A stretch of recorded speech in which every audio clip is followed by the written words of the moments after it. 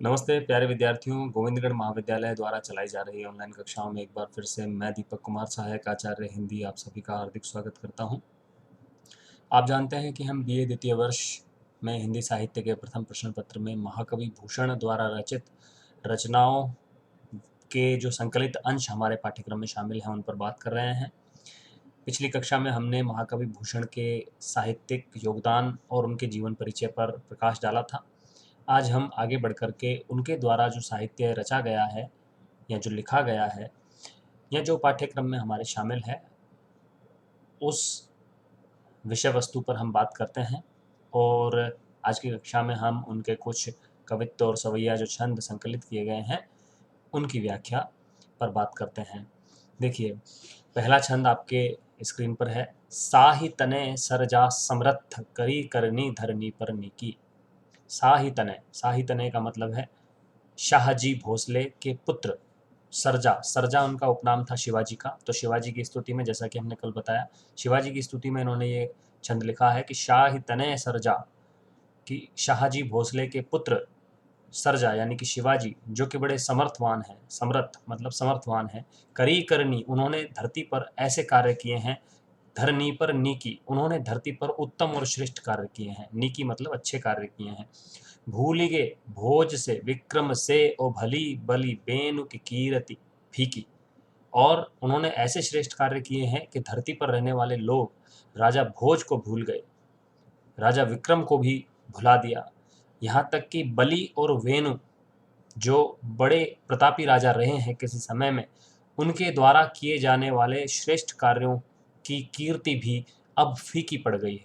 यानी कि यहाँ ये बताया गया है कि जो शिवाजी हैं वो राजा भोज, राजा विक्रम, राजा बलि, जिन्होंने पूरी पृथ्वी को दान दे दिया था वामन अवतार को, और राजा वेन, वेन जो पृथु के पिता थे, राजा पृथु जो कि धरती के पहले राजा माने जाते हैं, उनके भी पिता वेनु की कीर्ति भी, उनका यश भी फीका पड़ गया है। किसके सामने? शिवाजी के सामने। अतिशयोक्ति अलंकार है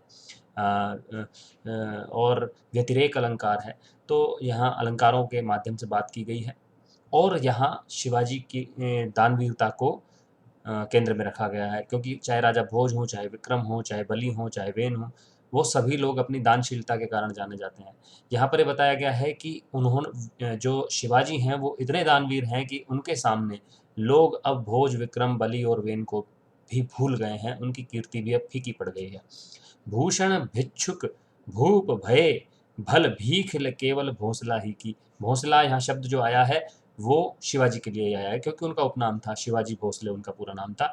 तो शिवाजी भोसले की भीख लेकर के ही कई भिखारी राजा बन गए हैं। भिक्षुक भूप भये, भूषण कहते हैं, भूषण यहाँ पर कवि का नाम है, भूषण कहते हैं कि कई भिखारी राजा बन गए। किससे भीख लेकर के? शिवाजी से भीख लेकर के। तो यहाँ पर दानवीरता का वर्णन किया गया है।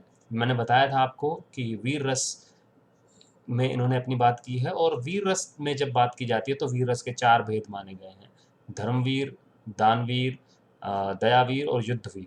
तो इस तरह से 4 भेद माने गए हैं, और दानवीर जो है उसमें से एक बहुत महत्वपूर्ण भेद है। दानवीरता का वर्णन इसमें किया गया है। नੈ सुख रीझ धनेश करे लखी ऐसी रीति सदा से विजी की। शिवाजी की तो ऐसी रीति है सदा से कि वो जिस पर थोड़ा भी रीझ जाएं, जिस पर थोड़ा भी प्रसन्न हो जाएं, उसको धनेश बना देते हैं, उसको कुबेर बना देते हैं। यहाँ पर अतिशयोक्ति अलंकार है कि वो भिखारियों को भी कुबेर बना देते हैं यदि उस पर उन पर उनको कोई प्रसन्न होने का अवसर प्राप्त होता है, तो वो इतना दान देते हैं, इतनी दक्षिणा देते हैं कि वो बड़े छोटे छोटे भिखारियों को भी बड़ा राजा बना देते हैं।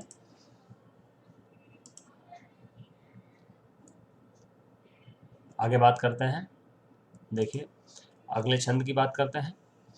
देखत ऊंचाई उदरत पाग सूधी राह ध्यों से हूँ मैं चढ़े तेजस साहस निकेत हैं। मैं एक बार पहले पिछले छंद पर ही आ जाता हूँ। पिछले छंद के बारे में कुछ बातें रह गई हैं कि ये वीर रस का दानवीरता का एक बहुत अच्छा उदाहरण है, और साथ ही साथ इसमें मत गयंद या मालती सवैया का प्रयोग किया गया है। मालती सवैया जिसमें 7 भगण और 2 गुरु होते हैं, मत गयंद या मालती सवैया जिसमें 23 छंद होते हैं और 23 वर्ण होते हैं, और 23 वर्णों का जो क्रम होता है वो 7 भगण और 2 गुरु के अनुसार होता है। आगे बढ़ते हैं, अगले छंद की बात करते हैं। देखत ऊंचाई उदरत पाग, ऐसे बड़े बड़े किले जिनकी ऊंचाई इतनी ज़्यादा है कि जिनको अगर सीधा ऐसे करके देखा जाए तो सर की पगड़ी गिर जाती है। ऊंचाई उदरत पाग मतलब पगड़ी गिर जाती है। सूदी राह द्योस हूँ में चढ़े तेजे साहस निकेत है। और अगर कोई दिन में भी उस पर प्रयास करे चढ़ने का तो वह चढ़ नहीं पाता है कोई व्यक्ति दिन में। द्योस द्योस मतलब दिन में।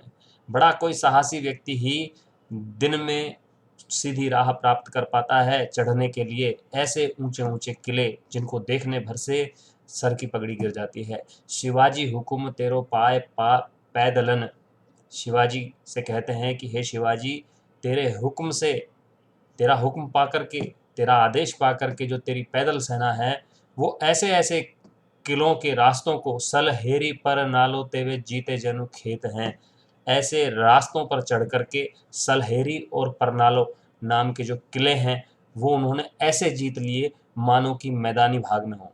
जनु खेत हैं, मानो, मानो जनु जानो, मनु मानो उत्प्रेक्षा अलंकार है कि उन्होंने, तुम्हारी जो पैदल सेना है उन्होंने ऐसे बड़े बड़े किले, ऐसे दुर्गम किले जिन पर दिन में जाना ही बड़ा कठिन कार्य है और जिनकी ऊंचाई इतनी ज़्यादा है कि जिनको देखने मात्र से ही सर की पगड़ियां गिर जाती हैं, ऐसे किलों को तेरे एक आदेश पर तेरी पैदल सेना ने सलहेरी और परनालो जैसे किलों को ऐसे जीत लिया मानो कि वो मैदानी क्षेत्र में स्थित हों। सावन भादो की भरी कुहू की अंधियारी चढ़ी दुग्ग पर जात मावली दल सचेत है। और ऐसा नहीं कि दिन में गए होंगे, सावन और भादो की, सावन भादो की जो अमावस्या की जो रात होती है वो सबसे ज़्यादा गहरी काली रात मानी जाती है।